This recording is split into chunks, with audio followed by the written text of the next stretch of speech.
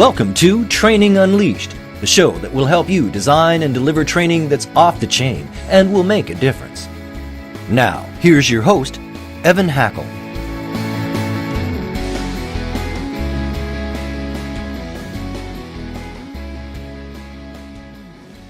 Today, we have a great topic. We're going to be talking about how to use your voice, how to trigger trust, how to become more vibrant and become a more confident communicator. Today, our guest is one of the most listened to people in America, although I'm certain you have heard her, you probably don't know her name. Her name is Susan Berkely, and she is one of the top voiceover artists and telephone voices for companies like AT&T and Citibank and many others. She's got a really great and interesting background. Susan, please tell us a little bit more about yourself. Sure. I am the voice that says, thank you for using AT&T and welcome to Citi Phone Banking. And I got into voiceover work, which is what I do, after many years in radio as a broadcaster, where I also work with Howard Stern, and everybody knows who he is. Had a lot of fun there, but what I discovered in voiceover was that I, like many of my colleagues, have the ability to go into a studio, read 30 seconds or 60 seconds of a script and sell millions and millions of dollars worth of products and services. For example, I did a commercial for something called Topsy Tail, which is a hair ponytail gizmo. It sounds like this: if you're getting bored with your hair, don't despair. Now there's an exciting new look with Topsy Tail. The thing about it is, Evan, it sold $50 million worth of products and services. Now, I got no residuals on that. I should have, but I didn't.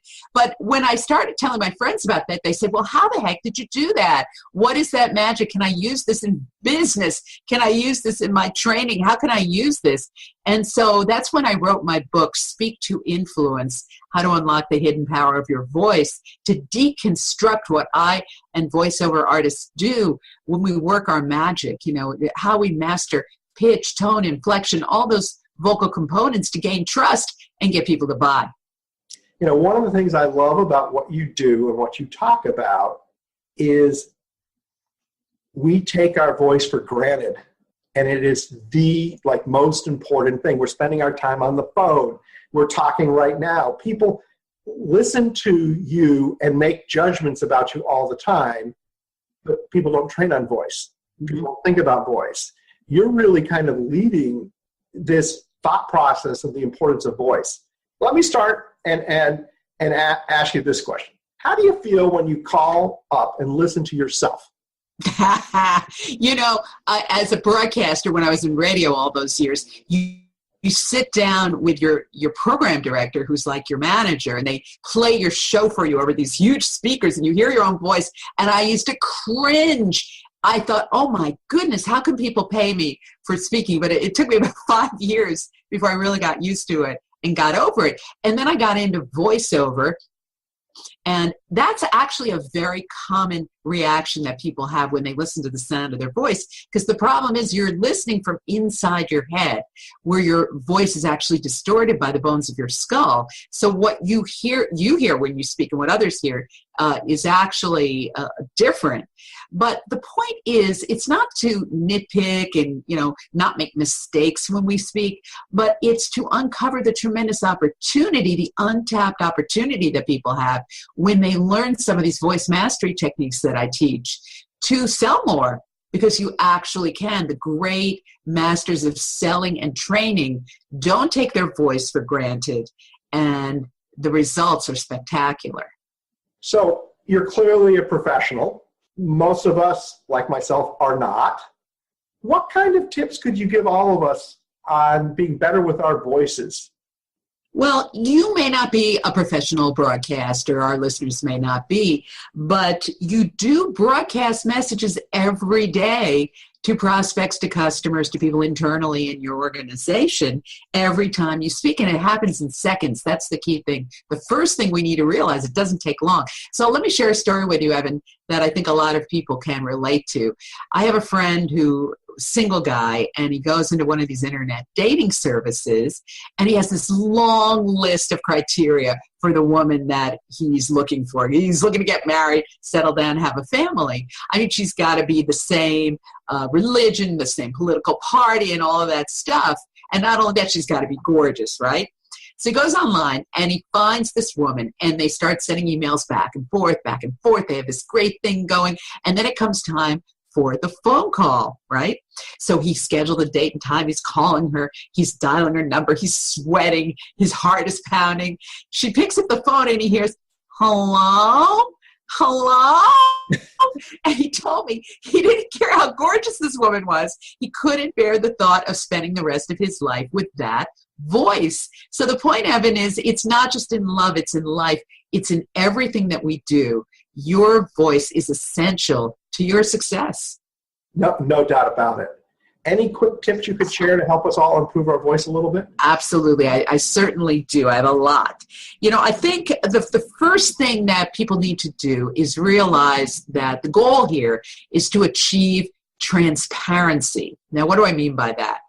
People, when you speak, shouldn't even be aware of your voice. They should be thinking about what, Evan? Your message. They should be forming pictures in their mind, imagery of how your product, your service, your training is going to help them. They should be feeling things. They should be transported. And the great speakers know that. So the point is, if people are paying attention, if they're noticing your voice, it's actually a liability. So when I work with people, when I work with the corporations and I train people and individuals, what we do is the first thing that we do is that we get a baseline recording of somebody's voice, and then I'm listening for what I call vocal sticking points, which are pitch, tone, inflection.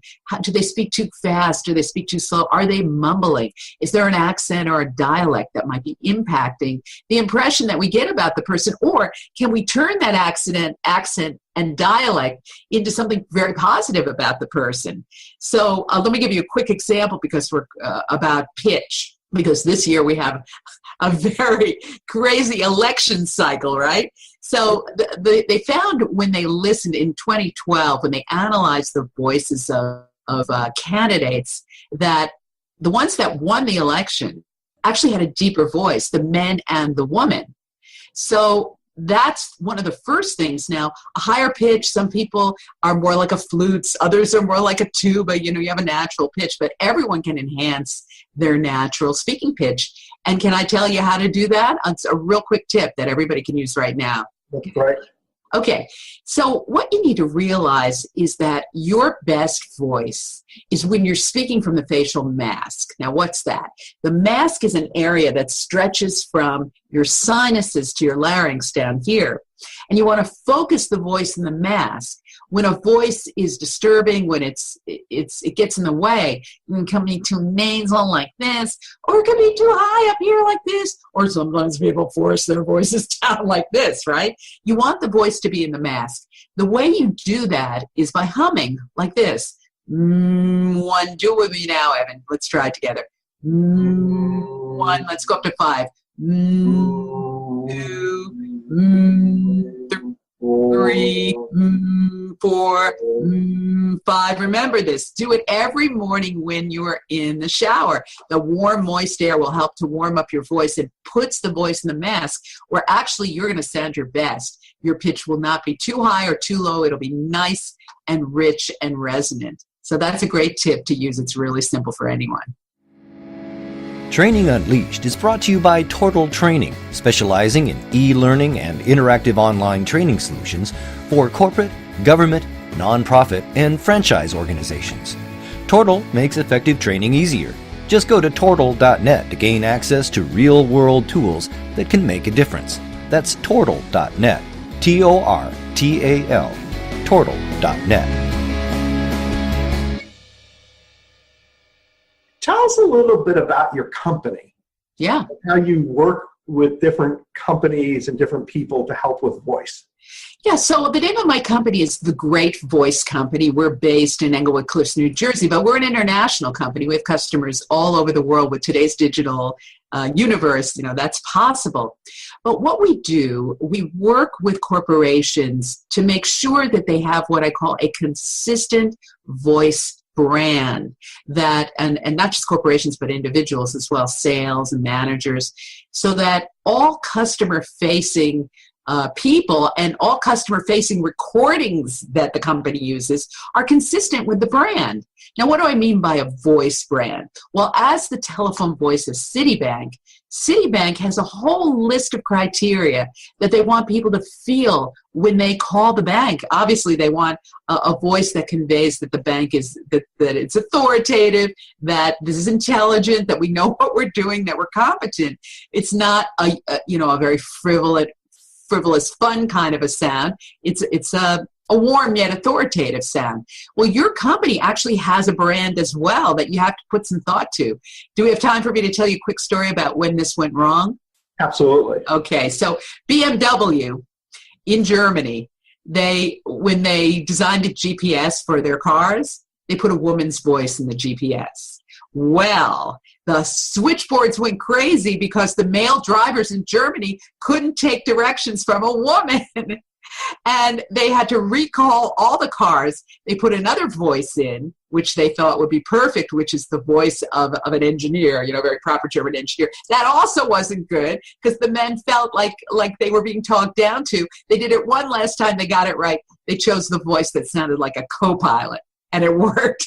So in ways, so that's an extreme case of where voice branding goes wrong. But I think in your organization, in many organizations, and you've heard it, Evan, I'm sure, when you call, the voice that you get is off-putting. And sometimes people get it right, sometimes they get it wrong. This could be the recorded voice. What my company does is we have a recording studio. We're recording voices for all forward-facing communications, phone systems, large phone systems in all languages, and also web productions that people are doing, sales productions. And then we work and we train the individuals as well to enhance their speaking skills. On your point, when we develop e-learning, we have a whole bank of different voices, and different learnings require different voices. Mm-hmm. So depending on your topic, you're going to want a different voice presenting that information because it will help people relate. So, I love your story about the car. It's sort of a great example of something people really probably don't think about. Yeah. I know a lot of people, they talk about words like, I don't know, there are always people giving out numbers. It's, what you look like, how you dress, what you're saying, and what balance they have. And honestly, I don't know. You hear all these statistics, and it's this percent this and this percent that, and I'm not sure what the real numbers are. But you don't really hear actually people talking about the tone of your voice. Can you maybe give a comparison like how important the tone of your voice is compared to what you say or how you dress and all of those things? Yeah, sure. So tone feeds directly into people's subconscious, and it is a trust trigger. So when people hear your tone of voice, they are unconsciously making judgments about you and your company, about how authentic you are, how credible you are, how reliable you are, whether you'll be a secure choice for them. So in all of our trainings, we teach, and this is one of the things that I bring from the world of voiceover and acting and broadcasting to business communications. So I've developed a 3-step method for actually changing your tone of voice on cue. Everybody should be able to do this, and everybody can do this. And when I work with this, I help people form certain kinds of imageries, certain types of body language will drive your tone. And actually, they help determine what I call the 4 vocal influence types. Do I have a moment to explain what those are? That was my next question, so your timing is excellent. Okay, great. So those 4 vocal influence types are the trust type, and I'll explain what each of those are. The trust types, the charm type, the enthusiasm type, and the authority type. And every person is naturally one of these types, or a combo of them. So the trust type is that voice, when you listen to it, you just trust that person. If you're of a certain age, you remember the newscaster Walter Cronkite. He personifies that trust type. Today, Anderson Cooper has it. You trust this person. The charm type are those people that can just talk for hours. They're super chatty. They make you feel comfortable. They make you feel at home. The enthusiasm type is just that. There are these kinds of people that sound as if they're jumping off the wall. They just really are energizing. And then the authority type are people, when they talk, you are going to listen. So the point is that can should know and can know have in their bag of training tricks, in their bag of selling tricks, a more authoritative voice, a more charming voice for telling stories, for example, and a time to pull out the trust voice type. And all of this is done by learning some methods using your body language, what you're visualizing, and even keywords that you're saying to get yourself into a state. Training Unleashed is brought to you by Total Training, specializing in e-learning and interactive online training solutions for corporate, government, nonprofit, and franchise organizations. Total makes effective training easier. Just go to Tortal.net to gain access to real-world tools that can make a difference. That's Tortal.net. Tortal. Tortal.net. So I'm going to ask you a question. Sure. This is a kind of a personal question because I face this all the time. There are people that when you hear them, they just are negative. Mm-hmm. You know, you feel like almost sad for them because you feel like something in them must be just really depressed or they're just cowardly and they just it's almost painful to listen to them. Right. How would you coach a person to be better and to recognize their voice in that situation? Sure, because they're not aware. You know, the voice is the mirror of the soul. The poet Wadsworth said that many, many years ago. And it's even something that psychologists use to determine the mental state of a person. But also, sometimes people just have bad speaking habits. So they might feel great, but they're coming across, I think what you're referring to, as a little bit negative and downbeat. The very first thing that we do whenever I work with somebody is I record them and I help them hear themselves as others hear them. And when you do that, and then you give them some exercises and work with them on some specifics, they improve. But they're not hearing themselves as others hear them. So that's really the first step.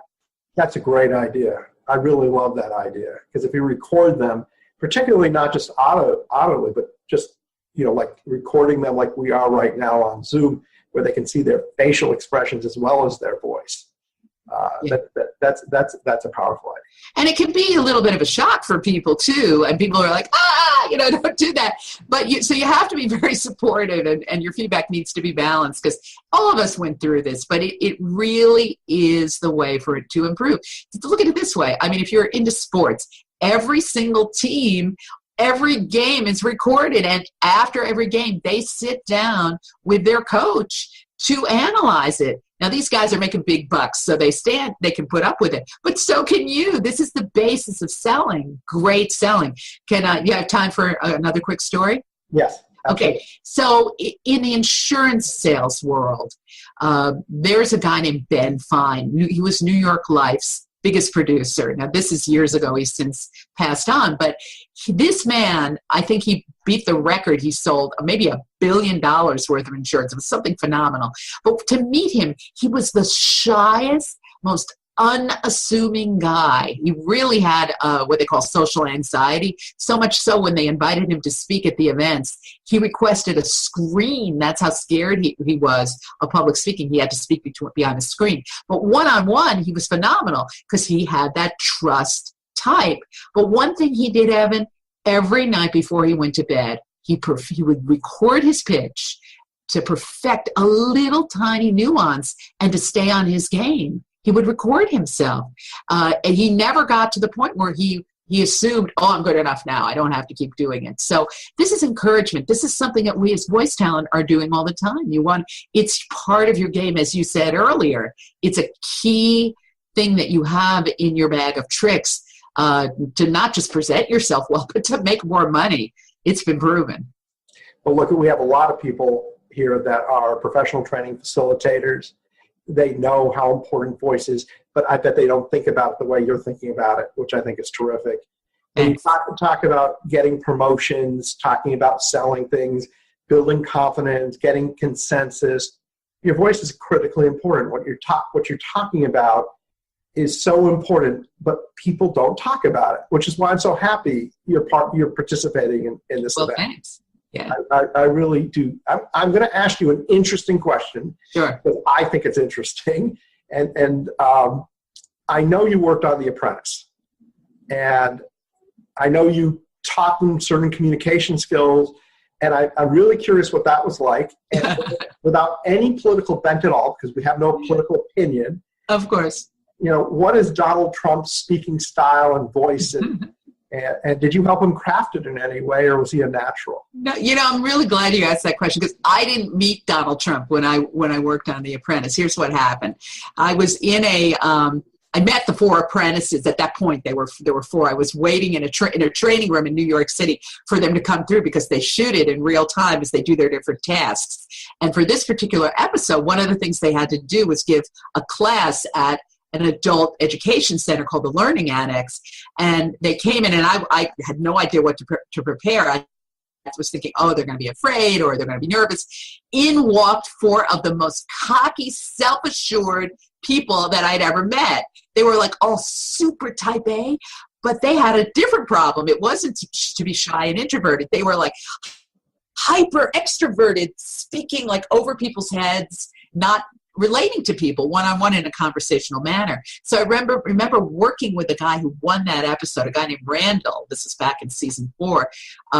And he was hyper educated. He was a Rhodes Scholar. So he spoke like a professor, and he used a lot of ums and ahs. So I worked with him to help him be a lot more personable and a lot more one-on-one. And he won.